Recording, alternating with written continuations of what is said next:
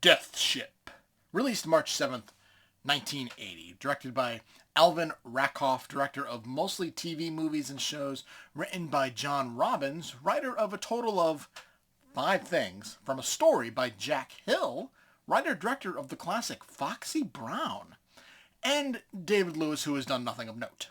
It stars George Kennedy, who is best known as Captain Ed Hocken in the Naked Gun series. The Captain, played by George Kennedy, is a crotchety old bastard 3 days from retirement. His cruise ship is hosting a costume party. Cut to another ship controlling itself, and it's revealed it's specifically aiming for his ship. It soon rams it, and assumedly sinks it, because we don't actually see the ship sink. There's only a handful of survivors, including the captain, who is found underwater, and he is immediately breathing once brought up.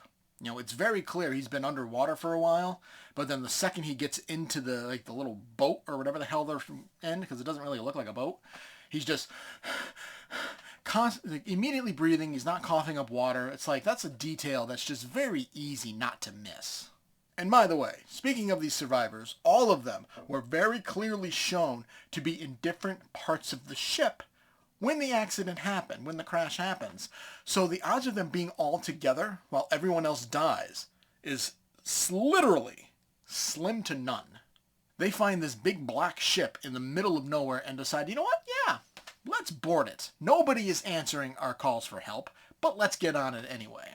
While a kid pisses on the deck, because why not, the stairs give way, dumping all 3 crew members into the ocean. But don't you worry. There's a rope ladder nearby.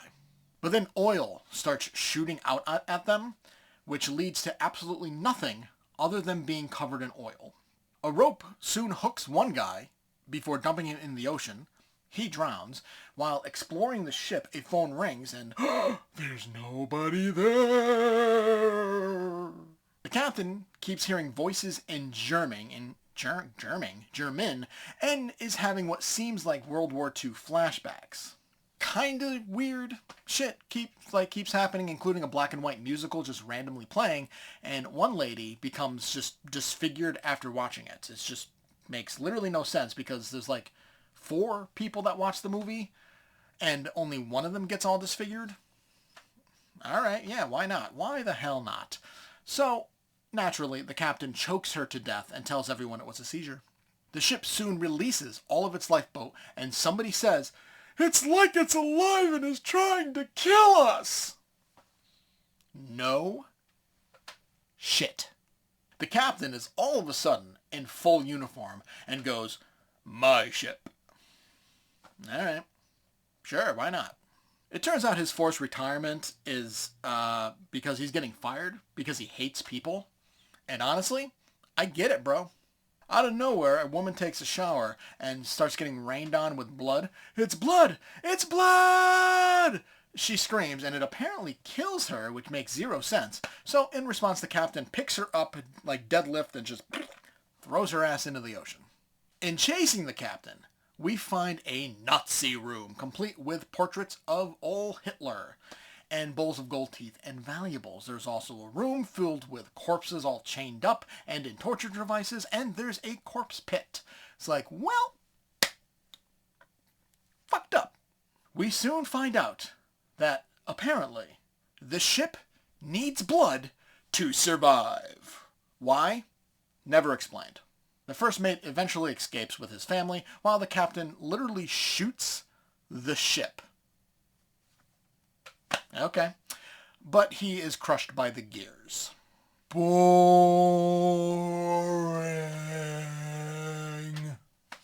Like, so boring. The movie is so slow, I almost fell asleep.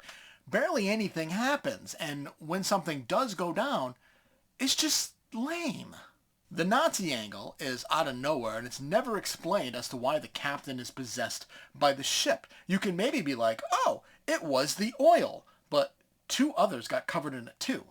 Considering his age and the time this came out, it's conceivable that he's a World War II veteran, but even the flashbacks he sees are not explained, whether or not they're his combat flashbacks, or he's seeing them because the ship is putting them into his head.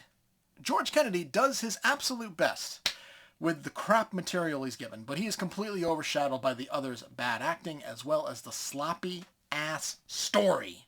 With a name like Death Ship, I was expecting something more like ghosts or zombies. I suppose there was a ghostly element to it if the ship is indeed possessed, but again, it's never explained why the ship is alive. Thankfully, Ghost Ship, 22 years later, 2002, will make this concept much, much better. I give Death Ship an F. Thank you for watching Fatman Inc. Craptacular Horror. Leave a like if you enjoyed and a comment to discuss your thoughts. Make sure to subscribe to see more reviews of horror movies new and old. Thanks again for watching, and I'll see you next time.